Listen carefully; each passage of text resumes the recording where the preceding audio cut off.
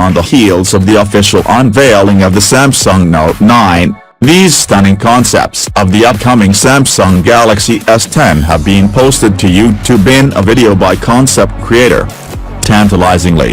The renders show features that were previously rumored to be heading for the Note 9, but that never made the cut. Those features include a triple rear camera and the much-discussed in-screen fingerprint reader. That fingerprint reader was supposedly held back from the Note 9, either due to the fact that it wasn't ready in time for the handset's release or because Samsung wanted to keep back a wow feature for the Galaxy S10, depending on who you believe.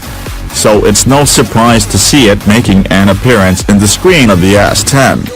The renders also mirror recent reports which state that Samsung is planning to release 3 variants of the Galaxy S10, instead of the 2 that it usually releases each year. In 2019, we'll apparently be getting a Galaxy S10 and S10 Plus, while a third sibling will also be joining the family. The third S10 is reported to be codenamed Beyond 0 inches, and will feature a flat 5.8-inch display and a single-lens rear camera. Here's where those leaks and the concept renders start to part company, as the renders appear to give the larger S10 Plus the triple camera, while the Galaxy S10 and the cheaper Beyond 0-inch model both get the dual camera treatment. This would actually make more sense to us, as we can't see Samsung wanting to lower the specs of its premium S range too much.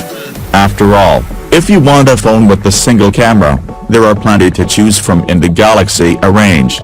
If you're looking forward to getting your hands on a Galaxy S10, you have a little while to wait yet. The handset is expected to be announced on Sunday 24th of February at Mobile World Congress, and it'll go on sale a few weeks after that.